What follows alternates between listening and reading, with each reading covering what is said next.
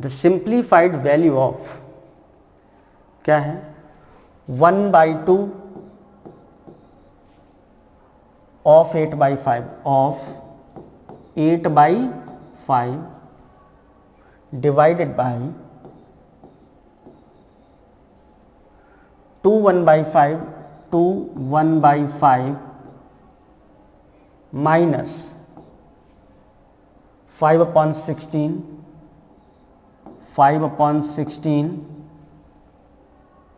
Plus 3/5 plus 3/5 into 1/7/8 into 1/7/8 divided by 2/3। यही है ना। चलिए सबसे पहले तो इसको कर लेते हैं। तो 1/2 या बीच में मल्टीप्लाई आ जाएगा। ऑफ का मतलब फिजिकली मल्टीप्लाई होता है, 2 चौक 8, 4/5 हो गया। कितना हो गया बच्चों 4/5 डिवाइडेड बाई, इसको सही फॉर्म में लिखेंगे तो 5 2 जा 10, 10 1 11/5 माइनस 5/16 प्लस 3/5 इंटू 8 1 जा 8 7 15/8 डिवीजन की जगह मल्टीप्लाई कर देंगे तो ये हो जाएगा 3/2। क्या हो जाएगा 3/2। आगे सॉल्व करेंगे तो 4/5 डिवाइडेड बाई 11/5 माइनस 5/16 प्लस ये सभी मल्टीप्लाई में है तो देखो 5 से 3 है ना, और ये कितना आ जाएगा 3 3 जा 9, 9 3 जा 27, 27/8 2 जा 16, ये आ जाएगा ना। क्लियर।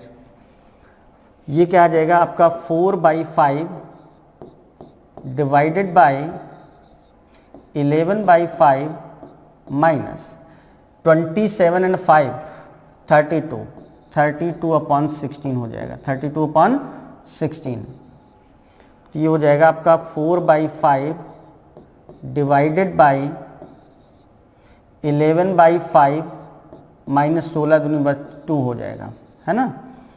तो ये हो जाएगा आपका 4/5 डिवाइडेड बाई 5 दूनी 10 11 माइनस 10 1/5 कितना हो जाएगा 1/5। अब इसको हम लिख सकते हैं 4/5 डिवीजन की जगह मल्टीप्लाई कर देंगे तो ये 1/5 की जगह क्या हो जाएगा 5/1। 5 से 5 बेटा कैंसिल हो जाएगा तो कितना बच जाएगा 4। तो इस तरीके से इस क्वेश्चन का आंसर क्या आ जाएगा 4, जो कि ऑप्शन नंबर बी में दिया है। तो इस तरीके से इस क्वेश्चन का आंसर क्या हो जाएगा ऑप्शन नंबर बी। तो देखा आपने कितना बस सिस्टमेटिक, बस धीरे धीरे चीज़ों को सॉल्व करते हैं ना। कहीं कितना भी बड़ा क्वेश्चन हो कहीं कोई एरर नहीं होगी और एग्जैक्ट आपका आंसर मैच होगा। आप देख रहे हैं कितना बड़ा सा जटिल सा कैलकुलेशन दिखाई पड़ रहा होगा, क्या उतना जटिल है, क्या उतना बड़ा है। बड़ा इजी वे में हम लोग इसको कर रहे हैं और बहुत आसानी से क्वेश्चन पूरा सॉल्व हुआ और 100% एक्यूरेसी के साथ इसका आंसर आया। क्या आंसर आ गया 4। तो समझा आपने किस तरीके से यहाँ पर हम सिस्टमेटिक अप्रोच लेकर बॉडमास रूल के अकॉर्डिंग क्वेश्चंस को, चीज़ों को सॉल्व करते हैं। क्लियर है ना। तो उम्मीद करते हैं कि ये क्वेश्चन भी बहुत बहुत बढ़िया तरीके से आपको समझ में आ गया होगा। अब बात करते हैं नेक्स्ट क्वेश्चन की।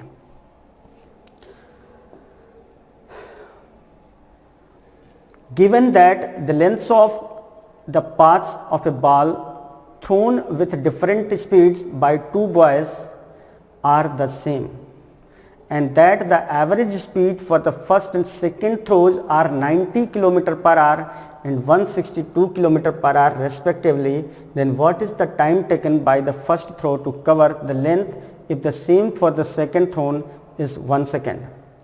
दिया हुआ है कि दो लड़कों द्वारा अलग अलग गति से प्रक्षेपित किसी गेंद के मार्गों की लंबाइयां समान हैं और पहले प्रक्षेप और दूसरे प्रक्षेप की औसत गति क्रमशः 90 किलोमीटर प्रति घंटा और 162 किलोमीटर प्रति घंटा है। यदि दूसरे प्रक्षेप को उक्त लंबाई को तय करने में 1 सेकंड लगते हैं तो पहले प्रक्षेप को कितना समय लगेगा। बहुत बढ़िया। देखिए दूसरे प्रक्षेप की स्पीड क्या है 162 किलोमीटर प्रति घंटे। तो बच्चों 162 किलोमीटर प्रति घंटे है ना, इसको मीटर पर सेकंड में चेंज करो तो क्या हो जाएगा 162 इंटू 5/18, यही तो करते हैं ना, है ना। अब 18 से ये मीटर पर सेकंड में आ जाएगा, किस में आ जाएगा, मीटर पर सेकंड में। अब 18 9 जा क्या होता है ये, तो 9 5 जा कितना हो गया, 45 मीटर पर सेकंड। क्लियर है। मतलब जो दूसरा प्रक्षेप है ये पर सेकंड, हर सेकंड में कितनी डिस्टेंस कवर करता है, 45 meter. Means distance covered bye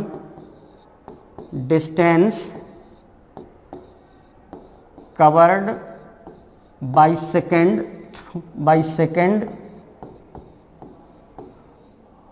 इन 1 सेकंड कितना है, 45 मीटर।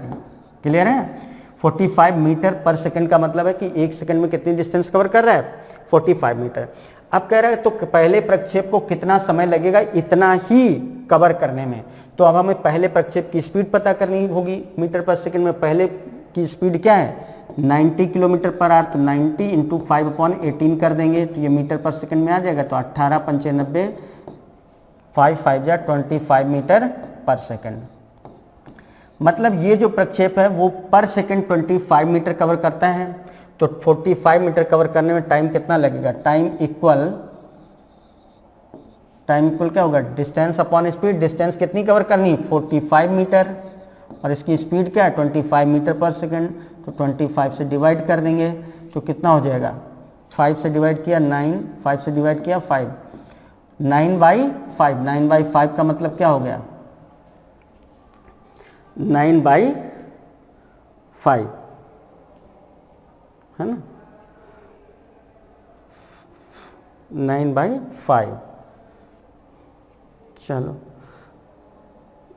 तो 5/9 second cover the length same second thrown in 1 second. Second thrown का पूछा गया है, और यहाँ पर पहले सेकेंड थ्रोन, यहाँ पर हिंदी में दूसरा लिखा है तो इसको 9/5 की जगह क्या कर देंगे, 5/9। तो 5/9 टाइम लगेगा, 5/9 सेकेंड कहाँ पर दिया, ऑप्शन नंबर सी में दिया है। तो क्वेश्चन का कॉन्सेप्ट समझ में है बेटा, क्या था, इसकी स्पीड क्या थी 162 किलोमीटर पर सेकेंड, इसको मीटर पर सेकेंड में चेंज किया तो 45 आ गया।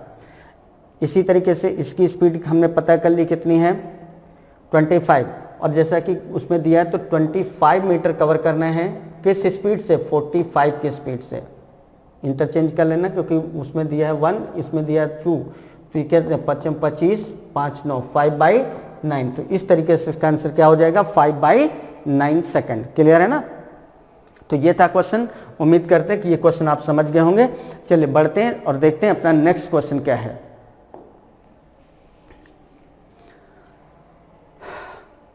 A and B are 2 points on a circle with center O. AT is a tangent such that angle BAT equal 45 degree. N is a point on OA such that BN equal 10 centimeter. The length of the median OM of NOB is of triangle NOB. यहाँ पर triangle कर लो, triangle NOB। केंद्र O वाले किसी वृत्त पर दो बिंदु A और B हैं। AT स्पर्शरेखा इस प्रकार स्थित है कि एंगल BAT इक्वल 45 डिग्री है। OA पर एक बिंदु N इस प्रकार स्थित है कि BN इक्वल 10 सेंटीमीटर है। तो त्रिभुज NOB की मध्यिका OM की लंबाई क्या होगी, चलिए देखते हैं।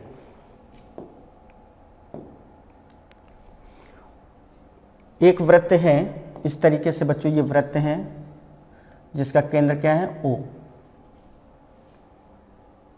AT स्पर्श रेखा है, सपोज ये AT स्पर्श रेखा है, ये पॉइंट है A, ये AT की स्पर्श रेखा है। इस प्रकार है कि BAT equal 45 degree, BAT equal 45 degree. Suppose यहां पर कहीं पॉइंट B है, ये पॉइंट क्या है B, ये पॉइंट B है।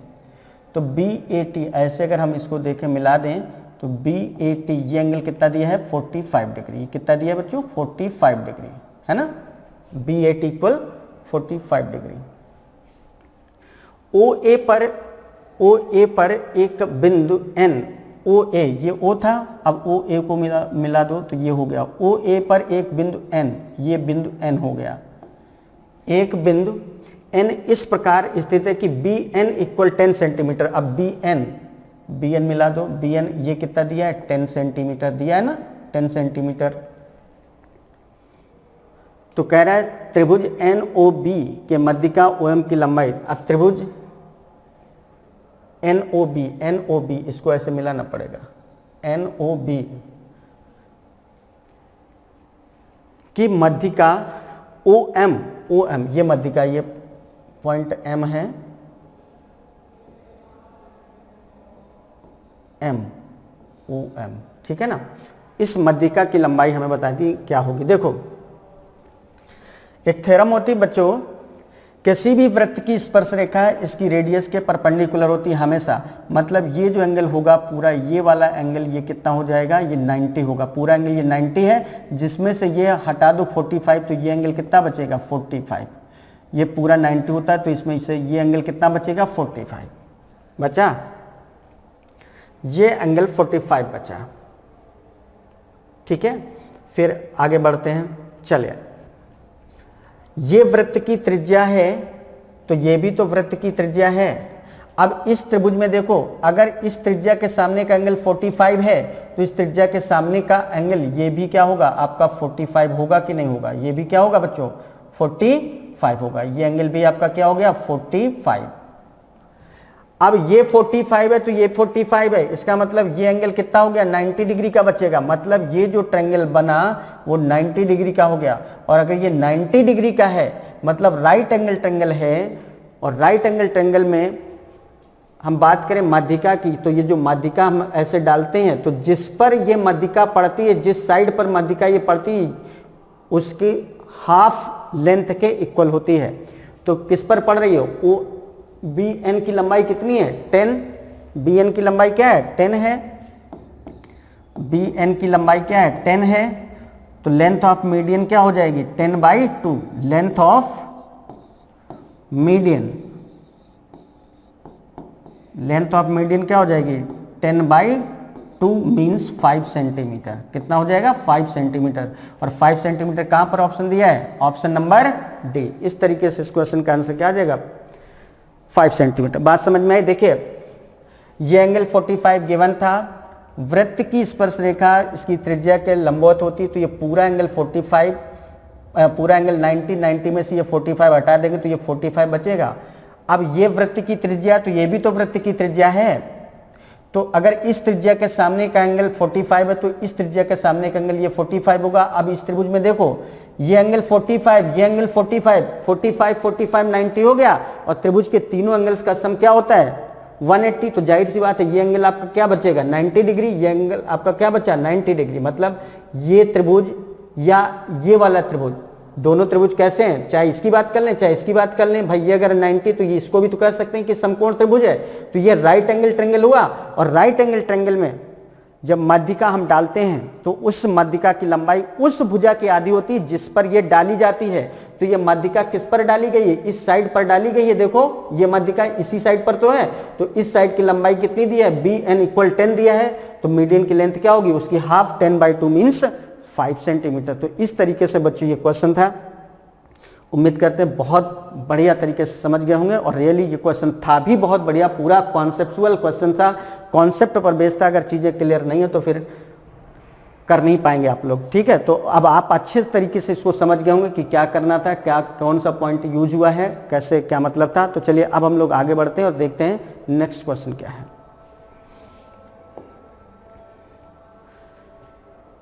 The area of a sector of a circle with central angle 60 degree is A. The circumference of the circle is C. Then A is equal to 60 अंश केंद्रीय कोण वाले किसी वृत्त खंड का क्षेत्रफल A है। वृत्त की परिधि C है तो A किसके समान होगा। देखिए सर्किल सेक्टर का एरिया क्या होता है, एरिया ऑफ सर्किल सेक्टर क्या होता है, एरिया ऑफ सर्किल सेक्टर मतलब वृत्त खंड का क्षेत्रफल। सर्किल सेक्टर वृत्त खंड का जो क्षेत्रफल होता है ये क्या होता है बच्चों πr² इंटू θ/360। और ये कितने डिग्री पर बन रहा है सर्किल सेक्टर 60 डिग्री पर, तो ये हो जाएगा πr² into 60 upon 360 means pi r square upon 60 upon 360 करेंगे तो पाई आर स्क्वायर अपॉन 6 ये आ गया। और ये किससे प्रदर्शित किया जाना है? ए से। बोल रहा है वो एरिया कितना है वृत्तखंड का? ए। तो ए की वैल्यू कितनी आ गई? पाई आर स्क्वायर अपॉन 6। ये ए की वैल्यू आ गई, ये ए की वैल्यू आ गई। क्लियर है? अब बात करते हैं वृत्त की परिधि क्या होती है? सी इक्वल क्या होता है?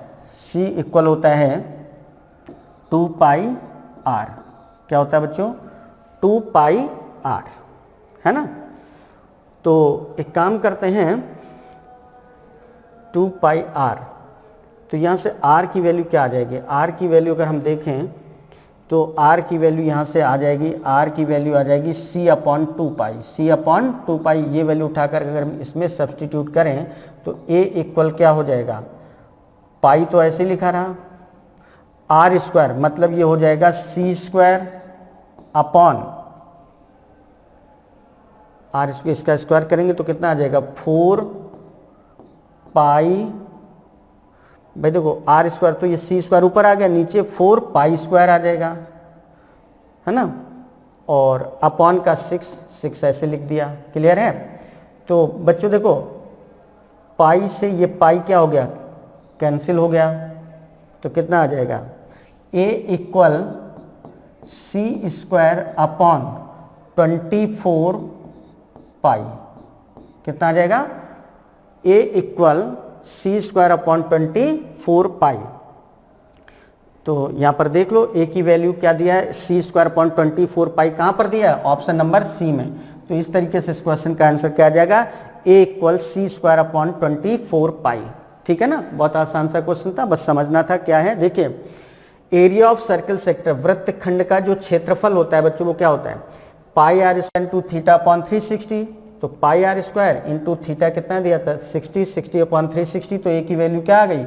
पाई आर स्क्वायर अपॉन 6। अब बात करते हैं इसकी सरकमफरेंस सी, परिधि क्या होती है? 2 पाई आर। तो यहाँ से आर की वैल्यू क्या आ जाएगी? सी अपॉन 2 पाई। अब ये जो आर की वैल्यू है वो इसमें रख देंगे, इस वाले में ए। तो ए इक्वल क्या है? पाई तो ऐसे लिखा रहा, आर स्क्वायर, इसका स्क्वायर करेंगे तो क्या होगा? सी स्क्वायर अपॉन 2 का स्क्वायर 4 पाई का स्क्वायर पाई स्क्वायर, तो सी स्क्वायर अपॉन 4 पाई स्क्वायर, और 6 ऐसे लिखा रहा है, ये हो गया।